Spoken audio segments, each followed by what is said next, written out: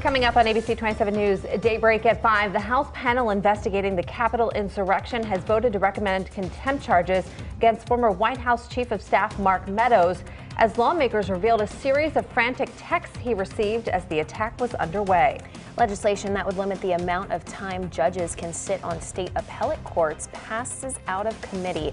Could this eventually go before voters? And Jake Corman is going all in on his run for governor. We'll explain how.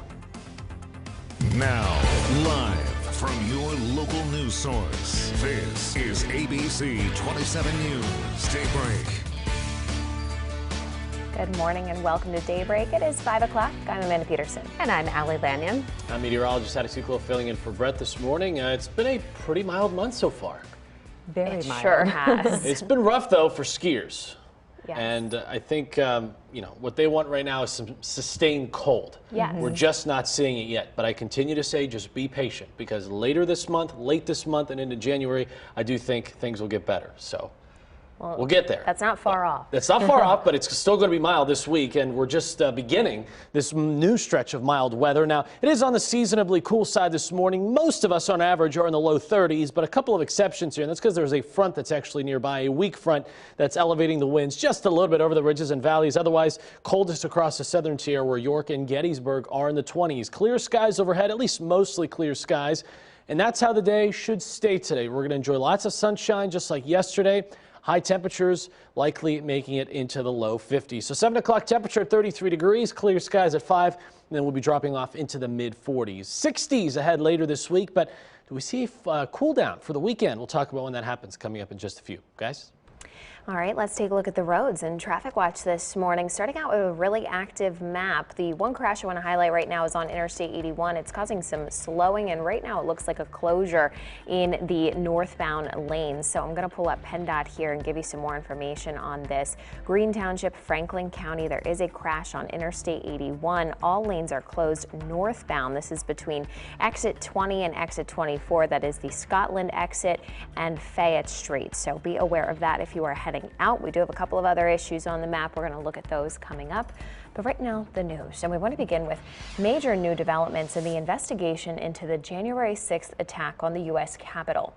During a vote last night on whether to hold former White House Chief of Staff Mark Meadows in contempt of Congress, lawmakers investigating the attack revealed text messages sent to Meadows by former President Trump's son, as well as messages sent by various Fox News personalities. These communications raise more questions about what Meadows knew on January 6th and when he knew it. Here's ABC's Andrew Dimbert.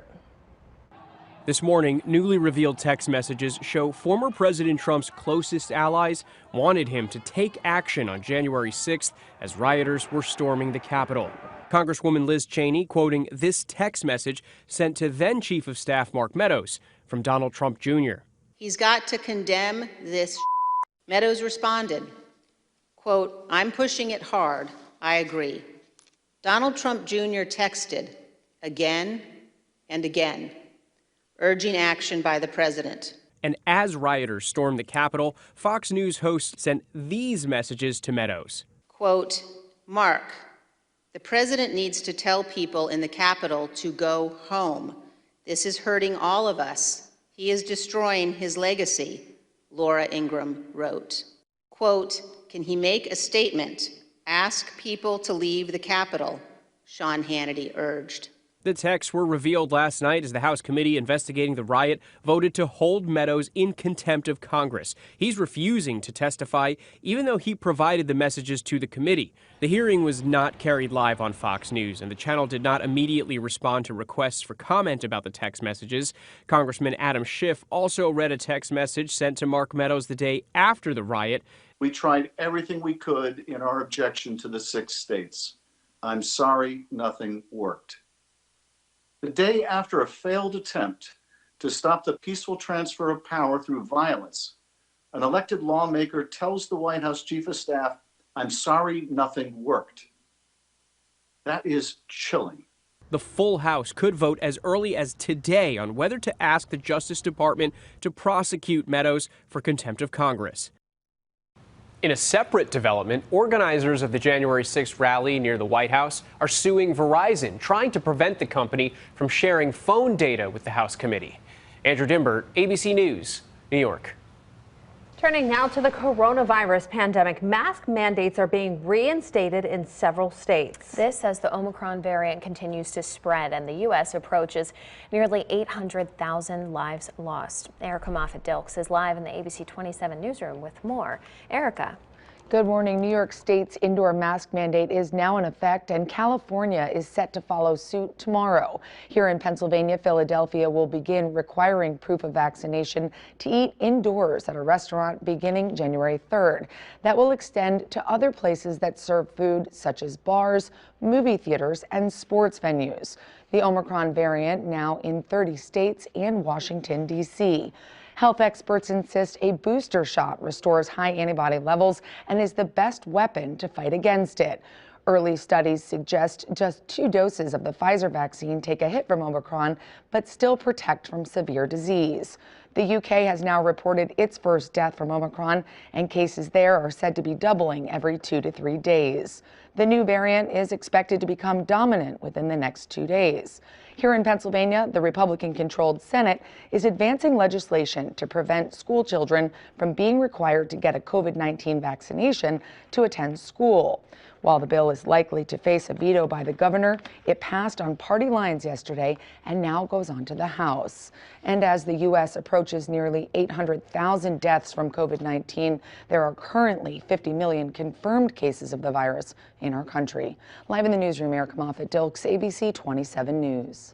Thank you, Erica. Pennsylvania's acting health secretary is stepping down December 31st. The school mask mandate Allison Beam issued in August caused a statewide uproar. Republican lawmakers sued, and late Friday, the Supreme Court tossed the mandate. A spokesperson insists that has nothing to do with Beam's departure and says Beam just wants to spend more time with family. The governor announced Beam's top deputy, Kira Kleinpeter, as her successor. I'm vaccinated and boosted as well, but I still wear my mask when I go to the grocery store or out in public. And I think it's a matter of continuing to use those good public health practices while trying to resume a sense of normalcy. Kleinpeter says the transition will be seamless because she has worked side by side with Beam for the past year. Legislation to limit the time judges sit on Pennsylvania courts has taken a step forward. The Republican-backed bills would amend the state constitution to limit Supreme Court justices to 2 terms or a total of 20 years on the bench. Before it passed out of the House Judiciary Committee yesterday, the bill was amended to apply the same term limits to Commonwealth Court and Superior Court judges. The bill must now pass in 2 consecutive legislative sessions before going to the voters. Democrats rejected this, accusing Republicans of trying to politicize the courts. Current justices who have exceeded the new time limit would be allowed to complete their current term. Senate President Pro Tem Jay Corman is putting everything into his run for governor. The Republican announced he will not seek re-election to his Senate seat. Corman has been in the Senate since 1998. Suicide is the second leading cause of death in children and teens in Pennsylvania. A mid-state school district is prioritizing mental health and making sure students have the skills to identify the warning signs of suicide. Taylor Tashef is live with more. Good morning, Taylor. Good morning. Cumberland Valley introduced the Signs of Suicide program, also known as SOS, and educators say hundreds of students are taking advantage of it. Cumberland Valley School District psychologist Jessica Petronas says suicide warning signs include changes in mood and hygiene and disinterest, and 19% of high schoolers have thought about taking their own life. Educators say when it comes to the program, training is crucial, and it's not just teachers. Cafeteria workers, janitorial staff, and administrators go through training as well. Through the program, there are classroom educational videos and resources to help guide students. The district introduced the SOS program to students earlier this month and say more than 200 students have reached out to an adult for help. So we're really teaching kids, to recognize those signs within themselves and their friends, and when you see those, go to an adult and let them know what's going on.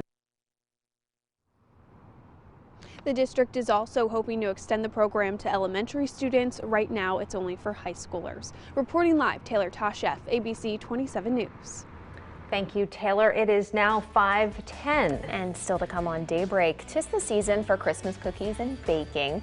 Raw dough or batter, it can be tempting, but the CDC says it's best to avoid sampling.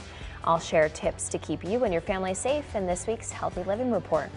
Also ahead, many employers don't offer a retirement plan, and now the state wants to help. Details of the new Keystone Saves program, how it would work, and who would be eligible. That's coming up in a live report at 5:30. Our average high temperature is 44 degrees, and we are going well above that as we head into Thursday. Cooler air, though, does return by the weekend. Could it have some staying power into next week? We're going to be talking more about that coming up in the full forecast. You're watching ABC 27 News Daybreak, and we're your local news source in Silver Spring Township in all of Cumberland County. More Daybreak coming up. The ABC 27 Traffic Watch Report is sponsored by your Central Pennsylvania Honda dealers.